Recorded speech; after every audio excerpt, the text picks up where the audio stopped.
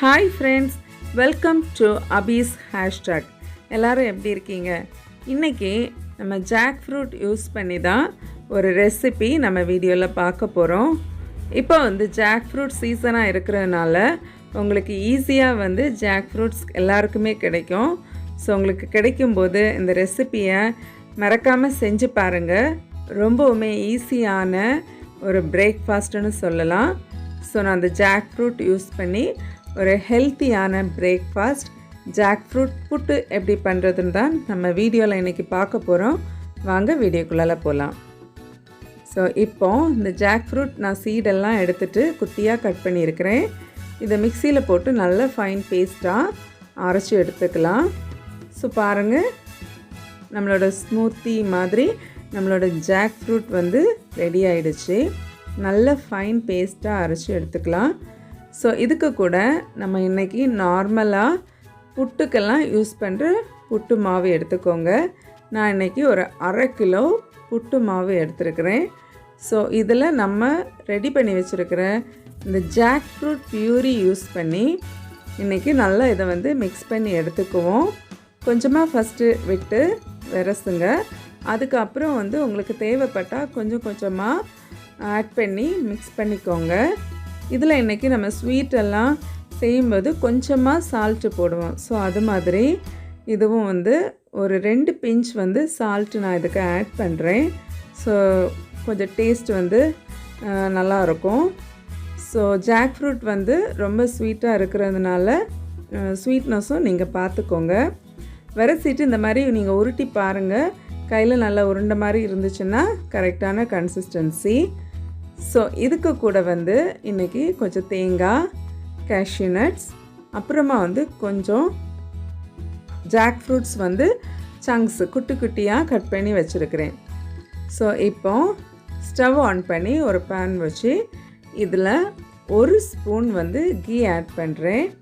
So key நல்லா melt ஆனதும் நம்ம கட் பண்ணி வச்சுருக்கிறதான cashew nuts போட்டு வறுத்து எடுத்துக்குவோம். இது நல்ல ப்ரௌன் கலர் ஆனதும் இதுக்கு கூட நம்ம கட் பண்ணி வச்சுருக்கிற அந்த ஜாக் ஃப்ரூட் சங்க்ஸ் சேர்த்துக்குவோம். ஜாக் ஃப்ரூட்ஸ் இதில் ரொம்ப குக் ஆகணும்னு தேவையில்லை. ஜஸ்ட்டு அந்த கீக்கு கூட நல்லா கோட் ஆகி ஜஸ்ட்டு ஒரு வார்மாக இருந்தால் போதும்.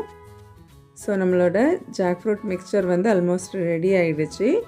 ஸோ இதை ஒரு பவுலில் ட்ரான்ஸ்ஃபர் பண்ணி வச்சுருவோம். ஸோ பாருங்கள், சூப்பராக நம்மளோட ஜாக் ஃப்ரூட் மிக்சர் ரெடி ஆகிடுச்சு. ஸோ இப்போ நம்ம இதுக்கு கூட எடுத்து வச்சுருக்கிற கோகோனட் கொஞ்சமாக ஆட் பண்ணி கொடுத்து இதை நல்லா மிக்ஸ் பண்ணி வச்சுருவோம். ஸோ இப்போ நம்மளோட ஜாக் ஃப்ரூட் அண்டு கோகோனட் இதெல்லாம் நல்லா மிக்ஸ் பண்ணி வச்சாச்சு. இப்போ நம்ம புட்டு செஞ்சு எடுக்க வேண்டியதுதான். நம்மளோட புட்டு மாவும் ரெடியாக இருக்குது. இந்த ஜாக் ஃப்ரூட் சங்க்ஸ் மிக்சர்ஸும் ரெடியாக இருக்குது.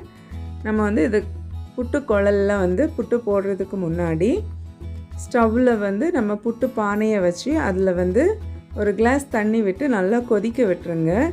ஸோ அப்போ நம்ம இந்த குழலில் மாவெல்லாம் போட்டுட்டு வைக்கும்போது சீக்கிரமாக நமக்கு ரெடியாகி கிடைக்கும். ஸோ இப்போ நார்மலாக எப்படி நம்ம புட்டு வீட்டில் நம்ம குக் பண்ணுவோமோ அதே மாதிரி தான் இந்த ஜாக் ஃப்ரூட் மிக்சரும் ஒரு லேயர் போட்டு அப்புறமா புட்டு மாவு, அதுக்கப்புறம் இந்த ஜாக் ஃப்ரூட் மிக்சர், அப்புறமா புட்டு மாவு இந்த மாதிரி ரெடி பண்ணி வச்சுருக்கிறேன். ஸோ இதை பாருங்கள், தண்ணி நல்லா கொதிச்சிட்ருக்கு. ஸோ இப்போ இதை ப்ளேஸ் பண்ணிடுவோம்.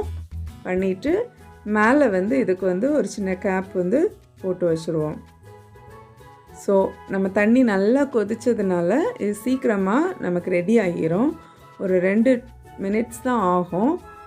பாருங்கள், சூப்பராக ஸ்ட்ரீம்ஸ் மேலே வர ஆரம்பிச்சிருச்சு. ஸோ ஸ்ட்ரீம் வந்த பிறகு ஒரு 1 மினிட் வச்சுட்டு ரெடி பண்ணிடுவோம். நம்மளோட புட்டு ரெடி ஆகிடுச்சு. பாருங்கள், சூப்பராக இன்றைக்கி ஃப்ரெஷ்ஷான ஒரு வாழை இலை கிடச்சிச்சு. ஸோ அதில் வச்சு நம்ம சுட சுட புட்டு அதுவும் ஸ்பெஷல் புட்டு ஜாக் ஃப்ரூட் புட்டு ரெடி ஆகிடுச்சு. ஸோ இதுக்கு எந்த ஒரு சைட் டிஷ்ஷும் தேவை கிடையாது.